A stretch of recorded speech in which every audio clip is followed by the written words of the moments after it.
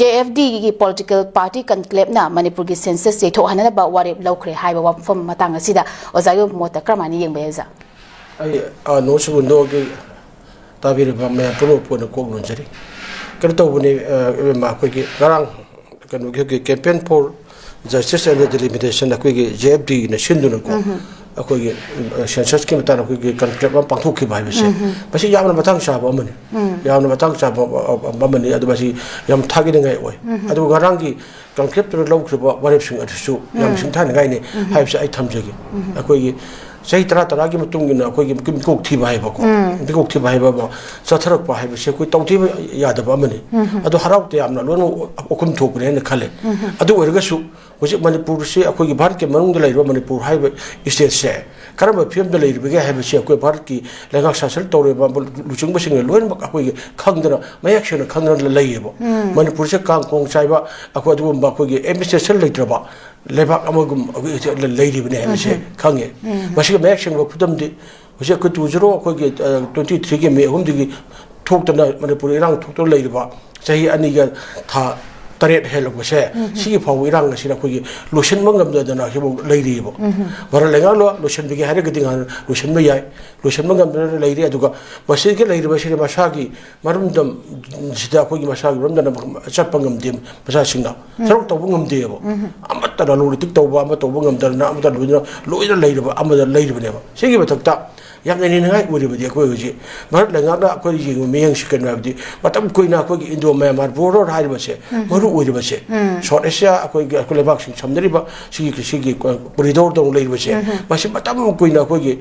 लेबाक अनि उरिबा अखोई गंगफै से अखोई फाइनेंस अखोई डिलिमिटेशन को सर्वे तोबिरगा खारगांदा सबन फजना खारगांदा अखोई मपानदगी इलीगल अखोई इमिग्रेंट मयाम अखोई संसिल लक्तनबा हाइबे थाबकसे अखोई लखुत्तदना अखोई लाक्तन लेरबने अदुना अतुम कोइना अखोई बॉर्डर फेंसिंग खादुबिदना हांगतोक्तना थमना लेबम मतम से अखोई इलीगल इमिग्रेंट मयाम मणिपुर अखोई संजनना फुदालेता सेंखरे हाइबसे यान वयक सेंगनबा मसी कनाना हाइबनो हाबदे यान मसी कनानो हाबदे यामना अखोई पीपल अखोई मिचम बजाना हाइबरतना हुजि हानगी चीफ मिनिस्टर उरम्बे एक्स मिनिस्टर ओइरिबा अखोई की अखोई एन बिरेन मसा मानो फौबा अखोई मणिपुर इलीगल इमिग्रेंट नाम संगे चुचानपुर कांगपोकपी टेंगलोपन अतै मफम पुनमखदा खमोदरा अखोई मिसिंग जे हेंगलाए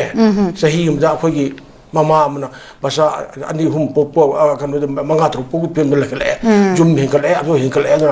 लोन इलीगल इमिग्रेंट चंगसिंग रगल लेग्रे हाइबसे वसा बोन हाइरबने अदो सि अदो जुनतना कोगी शेसो सिंगी मतुगी लुसिंग बसिंग मयाम पुन मक्सना बॉर्डर एरिया चटपा ते मफम चटपा मतम थिजलु मतम दरन मक्से लेइरबने बो अदोंदि मणिपुर दा हुजे कोइरे फिम बसिदा अखोई सेंसस तौनी रिपोर्ट अखोई बिकोक थी है सिदी कांगों चारी कमाय अखोई बिकोक थीदोइनबो अदुनदि यानामदा अखोई एनआरसी गुंबा सिग मानबको सि तौर लोइनमक मसिदे अखोई इलीगल मैमसे फजना अखोई खनथोक लोइरकांदा अखोई बिकोक थीबिगी थबुकसे चथबसिना अखोई याम चुंबनेबो मधुर तरगदी अखोई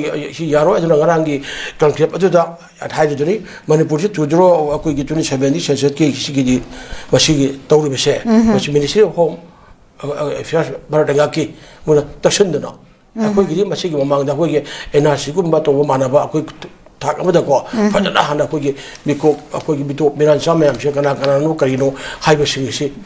थिदोक लोइरकांदा मसिदा अखोई बिको थिमना चुंगनी हाइबा तकिम सम चुमेबो चुमे अदु लोना मसि रतना अखोई मसि कनोदा अरुणाचल प्रदेश अदगी नागालैंड अमदी असम ले चिंगबदसु थोखरबनेबो अदो मतमदुरा मोगी मियामगी ओइबा अखोई इहो अचुम इहो पयामदो अदुना फजना चंगसिनबदगी माइ पाक्तना अखोई तौखिबनेबो हाना फजना हनवे टॉप से खंदोगा अदुना हुजी ngarang thengो छु थेंगना अखोई पॉलिटिकल पार्टी मयाम अदगी अखोई शेसो सिंको खंगे मे पुरमग यारुगा अखोई कल्ट्री अमा पाक्थोक पाइबसे यामना अचुम खोंथांगनी मरिबाक मणिपुर कानबि दंगतने तसेंगने आइगी इमुंग अमदा थिंग थीबना लापवा तमदा आइगी इमुंगदा लेतबा अतोप मिदु आइ इमुंग मिने कमाना थीदोइनो 시 얌루보도 루보 아무네요. 아주 맞잖아. 아이기 이문 났다봐. 거기 아시행바 인디아 시티즌 거기 그 인디아 페이퍼 났다봐 싱나 미국 TV 야후 따라가디. 말을 두가이나 보내러가니 Manipur Tugai Honor Kadi, Nashing Asha, Manipur, Akogi, illegal immigrants, Tarugana, Terror Chingira, Manipur, Sanctum Tugainaba, Akogi, Hodarishin in it, Separate immersion, Piggy the Milto, Hodarishinaba, Mashikano Habadi, Maripa Manipur, Pun Sanctum, Amatan Habache, Kanungam Daba, Yam Shaktiran Oiba, other Mona, London Pokpa, Sauba, it is paper Natabina, with a quite a Kaili Pamadi, Torineba, other Punabak share in the Gomena, Pajana Mokanguni. Kagunguni, Aduga Manipuri, Akoy Maning Tambalik, Leba, when a whole community in Darigahana, Akoy the Muda, Mazur, to Himini, Kanguneva, Adana Manipura, Hajel Laiba, Koy to Miansa, illegal immigrant, I'm saying, Fadana, Basia, conduct on NRC, Bambago, Hana, Salaga, Kanduga, to the cook Tibo, Regadi, Apo Kontang, Wagani. Asing ba kogi bikok thibagi adugi pol do phangani asing ba disease paper ngakta oina sira lamin nadana nuksi sanana lamin nagani amaga maga awa na hangnagani gadang wena su tongwan ba kogi adugi len pio adugi lam pio adu to haidana